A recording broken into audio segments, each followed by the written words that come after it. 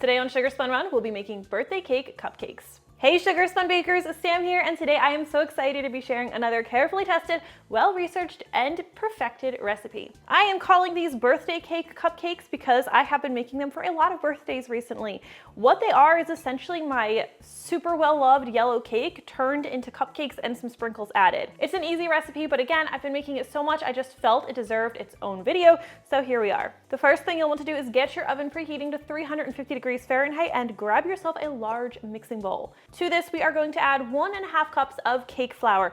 I do recommend cake flour instead of all-purpose because it's going to give you a finer, more tender crumb to your cupcake. We'll also be adding 1 cup of granulated sugar, 3/4 teaspoon of baking powder, 1/4 teaspoon of baking soda. This baking soda looks a little clumpy. I just want to make sure. Okay, you never want to use a clumpy baking powder or baking soda because sometimes those clumps don't break up and you end up with little tiny pockets of super bitter baking powder or baking soda in your cupcake. So I just wanted to make sure that wasn't like a solid clump. That would have been bad. We're also going to add a 1/2 teaspoon of salt and we'll just whisk everything together until it's nicely combined.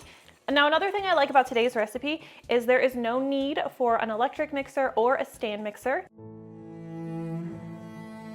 The whole thing can be made by hand in a mixing bowl, no equipment required. Next, you need 6 tablespoons of unsalted butter and you want to go ahead and melt that and also let it cool so it's no longer warm to the touch. You can see it's still liquidy, but it's not warm if I touch the bowl anywhere. Now, many cakes are made using a more traditional creaming method where you take room temperature butter and sugar and you cream those together and you get some nice airy bubbles in your cake. It's a great method, but it's not my favorite for this recipe. I like using melted butter, which coats all the strands of gluten. If you want to get nerdy, we can go into that. I could talk for hours about it. But my point is, by using melted butter, we end up with a more flavorful and more tender cupcake. So it's not traditional, but it works really well for me. I'm just gonna drizzle this in.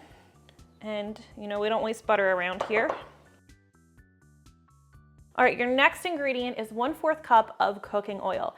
In many of my cake recipes, I typically call for canola or vegetable oil. Those are neutral oils. They're not going to impart much taste into your cake, which is nice. However, they're starting to fall out of favor for many different reasons. So if you're someone who doesn't like using cooking oil, I want you to know that you could use olive oil, but olive oil tends to impart a subtle olive oil-y taste to the end result.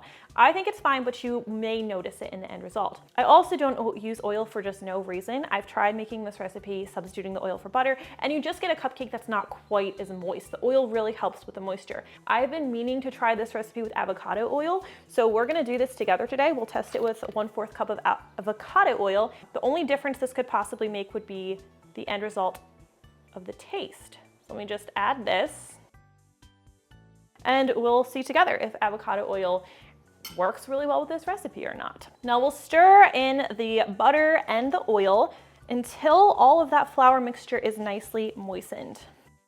This method isn't quite the reverse creaming method. That is typically done by gradually adding your butter 1 tablespoon at a time and using an electric mixer, but this technique is an easy one that was inspired by the reverse creaming method.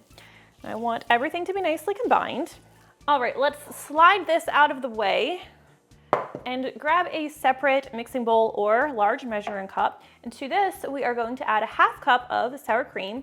You want to use a full-fat sour cream, or you could substitute plain full-fat Greek yogurt. That also works well. This helps make the cupcake nice and moist, and it is also going to add a nice depth of flavor. Sour cream has a nice tang to it. Now we're also going to be adding 1 large egg and 1 large egg yolk. There's our egg. And there is our egg yolk.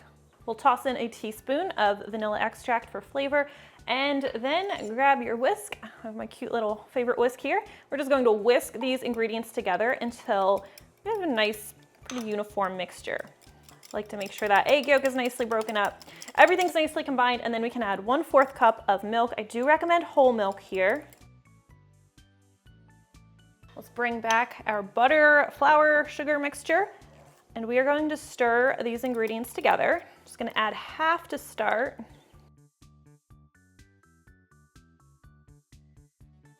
And then we'll add the rest.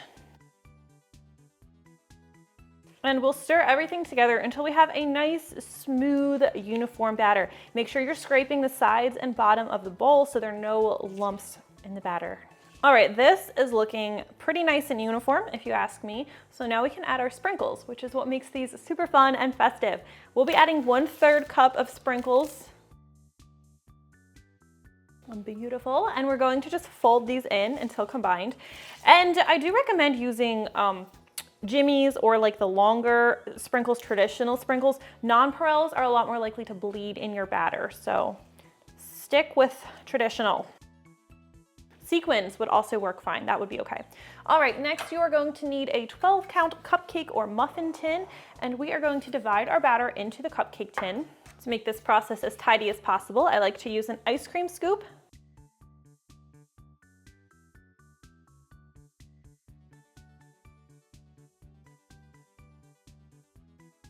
All right, let's take this over to our preheated oven where they're going to need to bake for about 17 to 19 minutes. To test that they're done, I like to use a toothpick. A toothpick inserted in the center should come out clean or with a few moist crumbs.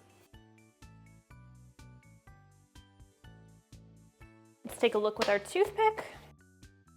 And there we go. We're going to let these cool in the baking pan for 5 to 10 minutes. After that, we will carefully remove them from the cupcake pan and let them cool completely on a cooling rack. I don't like to let them cool completely in the pan because then they can tend to get a little bit of oily on the bottom. Always just use a knife to gently pry up the cupcake and then remove it. I'll also use my knife to gently loosen the cupcake top from the pan just in case it's stuck any. Because if there is any sticking, you're going to end up just ruining your cupcake because the top part's going to become disconnected. Once your cupcakes are cooled, all that's left to do is frost them. Today I am using my chocolate frosting. I will link to this, but you can use whatever frosting you'd like. My white chocolate buttercream is another favorite choice of mine.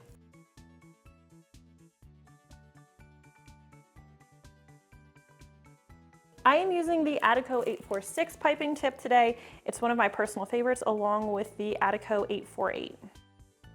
Either one of those will give you really pretty frosting. I just lied, this is the 848 tip, but I like the 848 and the 846. And I'm just switching it up, doing some rosettes on some.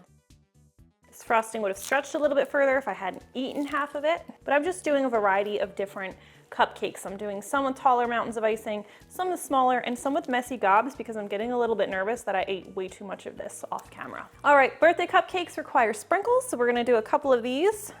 Oh, they're so pretty. Well, except that one, but sorry. And that is how you make these super fun birthday cupcakes. Very easy. I really hope you guys enjoyed this one. And if you try it, please leave me a comment and let me know what you think. I always love hearing from you. Thank you so much for watching, and I'll see you next time.